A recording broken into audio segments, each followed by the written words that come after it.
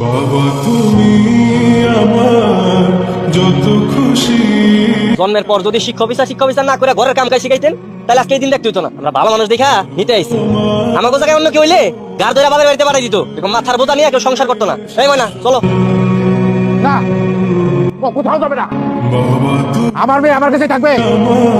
ও পড়াশোনা পারুক আর না পারুক, কোনো কাজ করুক আর না করুক, ও পাগল হলো আমার মেয়ে, প্রতিবন্ধী হলো আমার মেয়ে। আমার মেয়ে আমার কাছে থাকবে, আর ও কারো বুঝা না। তাহলে কি আপনি আপনার মেয়েরা যাইতে দিবেন না? না যাইতে দেবো না।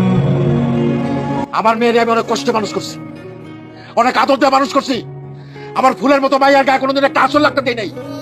সেই মাইয়ারে তোরা গরম খুঁজতে দিয়ে শেখা দিছস। আর একটা মিনিট যদি থাকস কুমায় সবগুলো কল্লা ফেলাই দেবো। ওই আমার দাও করে, আমার দাও দেয় করে শান্ত হ। এই বাইরে তোরা। আমার মাইয়া নাকি আমার মাথার বোঝা?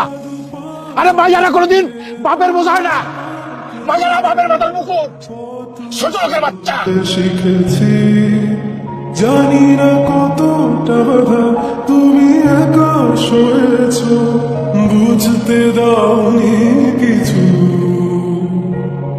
আজ আমি হয়েছি বড়, নিজের মতো করে বুঝি সবই।